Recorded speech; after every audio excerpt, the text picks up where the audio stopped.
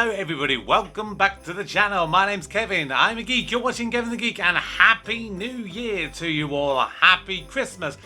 I hope you have had an absolutely wonderful festive period. I just have to say a massive thank you to all of the new subscribers that have come in over the last month, all the wonderful comments, and today I'm going to be celebrating and reading all those comments that have been put in. Now, one thing that you may not have seen, but towards the end of the month, I've basically now made it a thing where to try and help the channel out. I'm now in a position where I can monetize the channel, and of course I've been doing this YouTube journey for kind of a year and a bit, and it's all been down to me. And so, you know, I've been buying little bits of equipment like a little microphone and lights and various bits and bobs to try and improve the quality of the channel, because if you look at some of them early videos, yeah, there's a noticeable difference there. Now, I'm not quite at the point where I can monetize through advertisements. That has to wait until I get to 1,000 subscribers. I mean, to be honest, the majority of my videos probably won't be able to be monetized anyway, because of the fact that a lot of them are copyrighted. But at the end of the day, you know, I would love it if you guys would like to help me out and basically help for things like my Google Drive and the various bits of equipment to help keep making the content get better and better.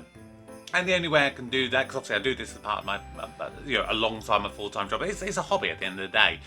You can now leave super chats, super comments, where you can pay anywhere from £2 all the way up to £500. Not that I'm expecting anyone to pay £500 on a comment. But what I'm going to do, because I do these on a monthly basis, if you do leave any kind of super chat or super comment, I will guarantee, providing it's you know, a suitable comment, I will guarantee that I will read it out in the next month's iteration of responding to your comments. That's my way of thanking you for helping me out. I am still looking into the potential of doing a Patreon as well. If that is something you would be interested in supporting me, then let me know any kind of features or benefits you would like to see from you know, doing a Patreon. What kind of things you would be interested in to help you know, help you to support me in my journey.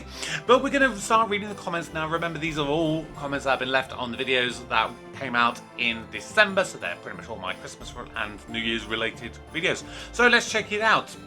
The first one is from Dorothy Mills on the Crystal Maze episode. It's worth checking out the newer version with Richard Ayoade. It's a different vibe, but the banter between him and contestants is brilliant. I do think that is definitely the feeling that I would probably get. He definitely feels like that he could be kind of echoing and shadowing Richard O'Brien without necessarily being a person who could feel like he's imitating him, and he would probably be enough to be kind of a vision in his own right. So I would be really interested in seeing him with that. Turtleye, I love your videos, you're my favourite reactor by far. Well, you're one of my favourite commenters then, by that logic. Thank you so much for the comments. I do love all this stuff. I don't always get nice ones. I do get a lot of very nice comments, but from time to time we do get the negative ones, which is just part and parcel with this. But thank you for that, absolutely. Simon said to my Doctor Who reaction to Wild Blue Yonder, how did you miss the Mavity thing at the beginning? It doesn't have any deeper meaning. It's just a joke about Newton mishearing what Donna said and coining the wrong name. I would have agreed with you at the time that it could have just felt like it's a bit of a throwaway thing. However, the fact that it's come up again in the Giggle, and it's also now come up again in the Ncuti Gatwa Christmas special at Church on Ruby Road, that's now leading me to wonder whether there is going to be something more to it. I would not be surprised if there is something more. Shy Charlie Ace says, get watching the Back to the Future trilogy. So I do want to do more movies on the channel. It is something I wouldn't mind doing, and if that is something you guys want to see, then give me suggestions. The ones I've got in my mind at the moment, if I end up doing the in-betweeners and getting all the way through that, then I will probably do the 2 movies for that. Back to the Future is one I've always thought about watching. At the very least, I'll probably at least do the first one. The other 2, we'll judge from the kind of the viewer kind of feedback. And 3 or potentially more movies that I'm debating is The Lord of the Rings and then basically the Hobbits ones as well. And the reason I'm debating those is because I have never ever managed to stay awake through any of the Lord of the Rings movies. I've been present while someone has tried to watch them with me at different times in my life, and I've always fallen asleep. And because of that, I've just never bothered watching The Hobbit either. So if you would like to see those on the channel, then please do let me know of those as well. Lasher Luke says Die Hard is a Christmas movie. And that one is the age-old debate. And of course, last year in 2022, I did, well, technically now 2 Christmases ago, that's weird, I did do, it was one of my first videos on the channel when I was doing my 12 days of Christmas. I did a video where I discussed whether, in my personal opinion, Die Hard is or is not a Christmas movie, and I did a very thorough debate with it. I did pros and cons, and I came up with 10 different categories for debating whether it is or it isn't one. You can go and find that. It is on the playlist on the channel for the 2022 12 Days of Christmas. And ultimately, in my personal opinion, it's not a Christmas movie. But if you feel that it is a Christmas movie, then who am I to judge you? Sue K says, I always feel bad when I see celebrities do less well on charity specials than we know they can do, because I'm so surprised that Craig and Dom didn't make the final chase. I always remember years ago Craig did The Weakest Link and he wiped the floor with just about everyone till some tactical voting took place. And I think that is the reason why I've never been a huge fan of The Weakest Link, because it's not a general knowledge quiz.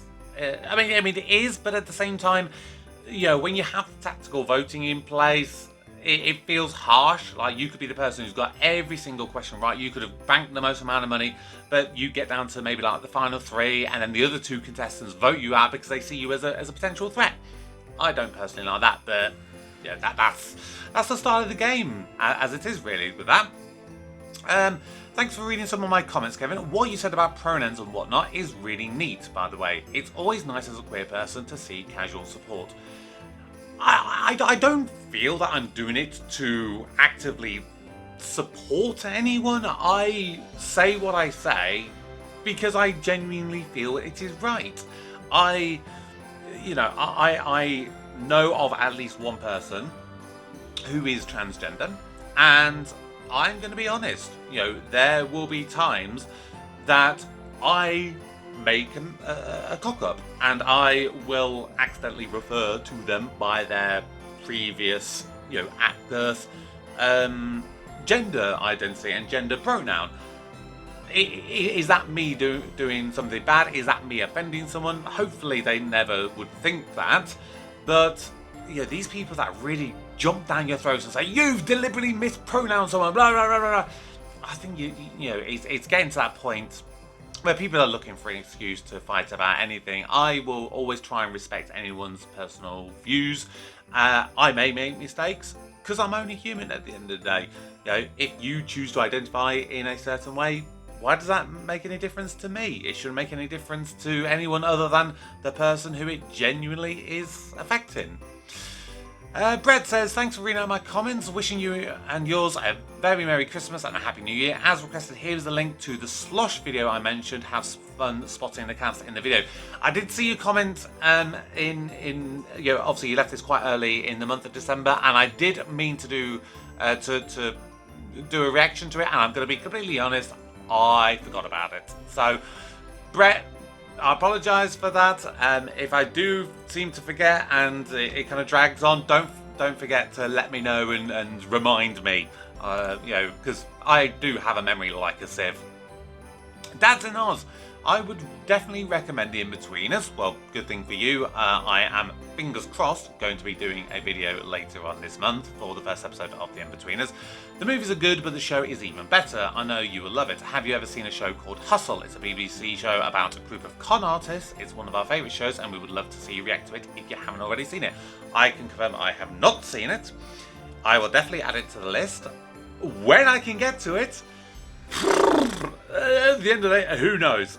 I did do my my monthly plans video. That's already out on the channel at the time of me recording this. And kind of speaking of those videos, I do request that people do take the time to go and check that, because to be honest, in December especially, I got so many different comments from various different people going, when's the next episode of Benidorm, or have you forgotten about Still Game, and blah blah blah. Like, I explained all that in my monthly plans video, so I do take the time to try and give you guys the information, and like, I don't want to sound like moany or anything like that, but you know, when you see, you know, a large number of those, you're like, come on, you know, I'm trying to help you guys, and I'm trying to explain things, you know, so yeah, just if there's something you want to see, check out that monthly plans video, and more often than not, I will probably mention it in that video. Katsukira says Christmas is always busy when it comes to food here in Japan. We have fried chicken and mostly cakes and threats as well. I mean, that sounds like pretty much all of my Christmases. There's always threats in my family. I would like to know, is there any special reason in Japan why fried chicken is such a thing in Japan? Because I've heard mega things about KFC and everything being huge in Japan over the Christmas period. I'd be interested to know anything you would like to tell me. I always like to expand my knowledge. Mr. Al, Jack and Victor's behaviour was certainly offensive in the Still Game episode Cold Turkey, but Comic Sans being used in the credits was by far the worst. Is that the only episode that font has ever been used in the credits? Because I noticed that at the time, and then of course I did 2 more episodes afterwards, and at first I was thinking maybe they're only doing it as a special thing for Christmas and Hogwarts specials, but I've not seen it in any of the things, so unless that was someone trying to mess with us or something, I really don't know. The next one was from Gary. Tam's wife was in Train Spotting. I don't know if you mean the actor playing Tam, it was his wife, or the woman playing his wife. Oh god, I can't remember the character's name now. Oh, I've literally drawn a blank. But Train Spotting, yes, that I have heard good things about. And of course there was the second one, I know you had that, which was like, what was that, like 20 years after the first one? If you would like me to see Train Spotting, because I've never seen it, either that or the first one, if you want to see it, let me know. The next comment was from Ewan the Dragon. This was left on my reaction to The Snowman. It's a bit of a long one. This, along with Albert Finney's Scrooge, are my childhood way back in the day. It's so indicative of me years growing up in the countryside of northern Scotland. Very isolated in our wee cottage, very alone with few amenities. We had an icebox to store foods and canned veg from the garden in the cellar. We had a wee refrigerator just like that one and a black and white telly. We only had hot water if we put the kettle on the stove. There wasn't much more to do than chores, so fun and adventures had to be made by oneself. It did get quite adept at whittling and sketching though. Nice! It was indeed a story of learning to cherish the moment, and that loss is a part of life. As it says, the snowman was. The memories of the joys and adventures he experienced were real, and that's what made it beautiful. A thing isn't beautiful because it lasts forever, but rather it is beautiful because we get to experience it in the short time it's here. It's sad when we experience loss of someone or something we love, but it is important to keep those memories alive within us. Not many children's stories deal with the reality of loss anymore. All too often we see new films getting around the permanence of loss by having some magical nonsense reverse it or undo the loss. Same applies in the real world. Lose a favourite toy, simply buy a new one, identical to the original in every way. Loss is something I fear children need to learn at an early age, as it's a lesson which only becomes harder to the older they get if they've not been exposed to it before. Yeah, I pretty much agree with everything you say there. I obviously rewatched The Snowman, not having seen it in so many years. And of course I cried, midway through it, with the walking in the air sequence. And for me, that was because of my nan. She passed away on the day of my nephew's second birthday, and that was difficult. But what I really appreciated was the way that my sister chose to kind of try to explain it. Obviously, he's two; he wouldn't really understand, but she basically said to him, basically, Nana's giving you a wonderful birthday present. She's giving you an angel, which I just thought was really sweet and a nice way of trying to put it. Like I said, he's too young to really understand the gravity of what it means. I mean, I was probably about 9 or 10 when I experienced my first loss, and to be honest, in the early years, it was easier for me to accept because there were family members I didn't really know that well. Like my great grandma, she was the first one. Then there was my granddad from my mum's side, who, like I said, I didn't really know them. The one that hit me hardest and most was when I lost my cousin, who passed away at the age of 14. He was hit by a car. It was a tragic accident, and that was the first time I kind of appreciated that life truly is fleeting. And I feel that your comment there really does kind of touch home those things. We only have one life, and so be kind to everyone and be respectful and just enjoy life. Don't go through life being horrible or bitter to people, because at the end of the day, memories are all that we are at the end of the day. And just appreciate the fleeting time that we're here on this earth.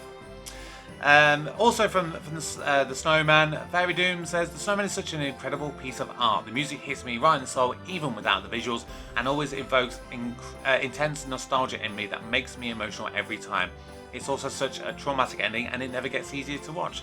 Yeah, kind of along with what I just said. It is beautifully drawn, and it is just a beautiful sentiment, and it is something that I'm probably going to start watching again year on year, because it is just so good.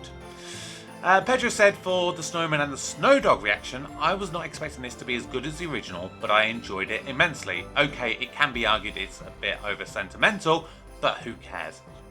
I agree. I really do agree with that statement. Like, I had seen the Snowman obviously for many years growing up, not seen it in many years, which is why I wanted to rewatch it.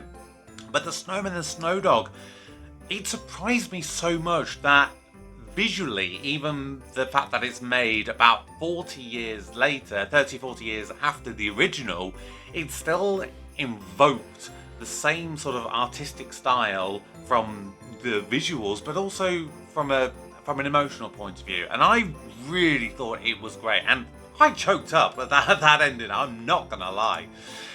Bobby for Raspberry Nesbitt says, breaking the fourth wall is running throughout the entire series with Rab. Interesting to know. Interesting. Sith Vicious says, he's the best drunk actor ever. Others overdo it or it looks fake. Gregor is a legend. I would definitely agree. I think he was very good in Raspberry Nesbitt. And admittedly, this is obviously just the one single episode I've seen so far. But I'm a performer myself, and I know how subtle the fine line is between underselling a performance and overselling it, and trying to find that perfect middle ground. It's really, really difficult. A show I recommend reacting to is Luther, which is a crime drama series with 5 seasons and movie which takes place after season 5, starring Idris Elba as DCI John Luther. I've heard good things about Luther, and early in 2023, when I was asking for suggestions whether I should go with Death in Paradise or Line of Duty, that was another one that was suggested by someone on the channel that I should take a look at. Luther is on the list, and my plans at the moment is I will probably do that after I've done all of Line of Duty. There's a number of different shows that kind of have a similar sort of vibe. Death in Paradise obviously is going to take longer because it is still ongoing. I think there was a Christmas special, literally Christmas just gone, and I believe probably the next series is, from what I've read, it always seems to be around about January, February time. So we'll have to see with that one. But yeah, Line of Duty I think is 6 seasons if I remember correctly, and I'm going to be doing the 2nd season in its entirety, fingers crossed, by the end of January, so you'll be able to check that one out. Paul said, I had no idea what to expect here in Let's Make a Deal, and having watched it, I still don't. To be honest, Paul, I obviously watched it, and then I kind of re-watched it as part of my editing to get it onto the channel. And I still don't know what that game show was about. I enjoyed it though, it was fun, but yeah, it was a bit weird. Alan Beaumont in the Morecambe and Wise video said Andre Previn hadn't rehearsed his sketch. He was the guy who was the conductor. Instead, he only read it on the way in from the airport. That made Eric Morecambe very nervous, as he was a perfectionist and normally guests work with them before the recording. Previn apparently ad-libbed that his baton was in Chicago, and you can see Eric visibly relaxing and starting to enjoy himself with all his doubts removed. Before appearing here, Previn was a famous conductor, but afterwards he was famous everywhere, a very talented man. I really enjoyed Morecambe and Wise, and I would definitely be down to seeing more stuff. If you have any suggestions for Morecambe and Wise, let me know. Whether it's even just like mini sketches or whole episodes. Obviously that one, initially I think people in the UK could see the reaction because I sort of appealed the video for the copyright because they partially blocked it. Pretty much mostly just the UK territories. Everyone else in the world can still see the full-length video on YouTube. Everyone else in the UK can basically has to see it via the upload I've done on Dailymotion. But yeah, I'd definitely be down to see more Morecambe and Wise. Hear Me Out says, yes, oh my god, more people should be reacting to this beautiful masterpiece that is known as Nativity. I thought it was a great movie. Yes, it is overly sentimental, way overly sentimental, and stupendously ridiculous in his ideas. But that's a Christmas movie for you. Yeah, like one of my favourites is Home Alone. Like, the whole idea that Kevin in that movie, in a single hour, can set up an entire house full of booby traps, it's ridiculous. But it's Christmas and I freaking love it. Oops, I've just skipped one. In Scotland, if we give you brutal insults, it means we love and respect you. To be honest, that is exactly the same in my family. I did a show once where I played a couple of different characters. It's a musical called Avenue Q, which is all done with puppets. If you don't really know what it is, it's basically like, imagine Sesame Street, but it's for adults and it's more grown up because it has songs in it such as if you were gay, that would be okay. You can be as loud as the hell you want when you're making love. The internet is for porn. Various songs like that. It's really, really funny, yet incredibly heartfelt at the same time. And one of the characters I played was a guy called Nicky, who sounds a little bit like Kermit the Frog. It sounds a little bit like this. And yeah, I had to do the song, if you were gay, that'll be okay. Sorry about that. But his roommate in the show is a guy called Rod, who is he's a sort of closet gay, and he kind of comes out, the other character, not the one I played.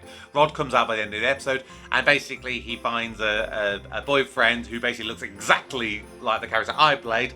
I played the character Nicky, the other one was Ricky, literally looks pretty much identical to him, and he was gay, so them two got together. And my sister, she basically, and this was her way of showing that she appreciated it and thought I did a good job by her comment where she said, "You were really good, but I think you should have played the gay character."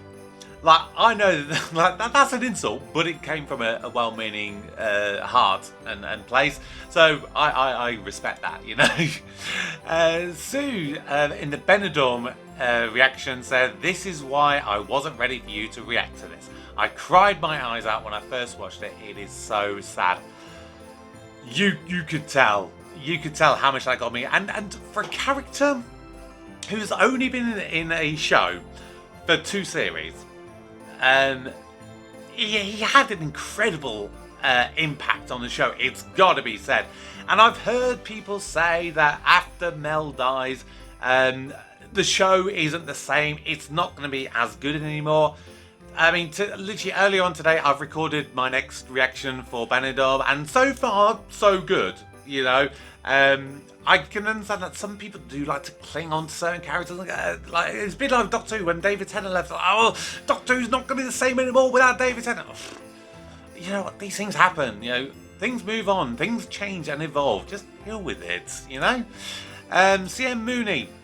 I've watched all of Benidorm many times, but it still makes me cry. Steve Pemberton's acting was perfect when he got the call, whether or not there was some real grief there. In my opinion, all the best comedies can break your heart as well as make you laugh. And I 100% agree. You know, Still Game is one of those that has got me so many times in the feels. It is brilliant. I mean, like Jack and Victor piss me off so many times. Early on today, I've recorded my reaction. The first episode to Series 5, and again, they're a bit of arseholes in that episode, but they have some wonderful moments where they just kick you in the feels. Like the one that I always come back to is that one, you know, the Canada kind of 2-parter. That one was just beautiful, and it's exactly the same in this one. And like I said in my kind of post-analysis review of the Benidorm episode, I felt that they weren't really acting. Because obviously by that point, Jeffrey Hutchins, he had already sadly passed away. And I do think that it was their genuine grief that was coming out, which is why it felt so much more emotional there. From the Doctor Who Christmas special, Schadenfreude, it says, "Quit lying, everyone hated this Christmas special." No, they didn't. Because I enjoyed it. If you didn't enjoy it, that's fair enough. But do not say on behalf of other people that they hated it. That is wrong. You can have your own opinion, and I am more than happy to debate with someone about why I enjoy something and you didn't like it, or why I didn't like something but you do like it. That is fine. I'm happy to have a debate about it, but do not put words in other people's mouths. I hate that. DJ Donnelly from the Chewing the Fat reaction. Why is there an Easter bunny at a Santa's grotto? I don't know. You've probably got a better answer than me on that one. Paul said, Glasgow doesn't have a Hogmanay party. It used to, but not for several years now. Edinburgh can keep it. Well, clearly then, if I'm ever going to come to Scotland for Hogmanay, I've got to go to Edinburgh and not Glasgow. Blue Shadow. Hogmanay is simply the Scottish word of the last day of the year, New Year's Eve. It's deeply rooted in Scottish culture and is a significant celebration in Scotland, marked by various customs and traditions. The etymology of the word Hogmanay is not definitively known, and there are several theories about its origin. One theory suggests that Hogmanay could be derived from the French phrase Hogmanay, which means a gift given at the new year. Other theory links it to the Anglo-Saxon phrase Haleg Monath, meaning holy month, as January was considered a month of festivities. The most commonly accepted theory is that the word has Norse origins. In Norse tradition, the winter solstice was celebrated with Yule, a festival lasting several days. The Vikings, who influenced much of Scotland, celebrated Yule, and it is believed that some of their customs merged with existing Scottish celebrations to form what we now know as Hogmanay. Wow. You went into some incredible details there, and I thank you. I love learning facts. It's one of these core things of my being. So yeah, just really thank you for the time that you spent to put in that. I actually found that really interesting. Scott says the Hogmanay special is a very clever episode. Sorry, this was the party episode of Still Game. Aside from the fact it shows everyone younger and in their prime with the wives that they miss, it actually depicts the 70s very accurately. In addition, it shows the early influence of Indian cuisine into Glasgow, and as a result, Jack thinks it's Paroka and Smosas. To this day, it's often referred to this rather than Pecora, such as the influence of the show. It also shows how they all met, and even back then how close Jack and Victor were, such as the detail that there is even a 70s police siren that can be heard when Jack comes over to Victor's. The decorations on the landing and the traditional bike outside what would eventually become Jack's flat some 25 years later. You know, when it comes to shows doing a show, like an episode or whatever, like that's set in the past, it always baffles me, like how much attention to detail there is. And for me, that is something I truly dig. It's something that just makes such a massive impact when you really think about stuff, even to the point of, like you say, the police siren. You know, you could have got any police siren, but no, they made sure they got one that would have been there from the 70s. It's incredible attention to detail, and I love it! Lola Sweetheart, great video, Kevin. Your still going reactions have kept me entertained on my bus commute all this year. Happy New Year when it comes to you. Thank you so much, Lola. I am just delighted that I've been able to keep you entertained on your bus commutes. I think any commute to work is boring as hell, and if I've done something to help pass the time, then I've done a good job there. Eamon Murray, hello my friend, hope you're doing well, and to lose all that weight is great. I'm very happy for you. Love your channel, man. It's Eamon here from Ireland, just across the water in the good old Irish country of Ireland. You're such a down-to-earth guy. My girlfriend thinks the same. I have been watching stuff you put on the channel, but when it comes to the show called Still Game, that show is amazing. This one you took a look at for New Year's Eve, I thought was very funny. You're doing great on your channel, and we'll see what you what next you have for us. Anyway, Kevin, Happy New Year to you and all your family too. Hope 2024 will be a good year for you. Well, it's your friend Eamon here from Ireland. Have a very happy New Year coming into 2024. Cheers.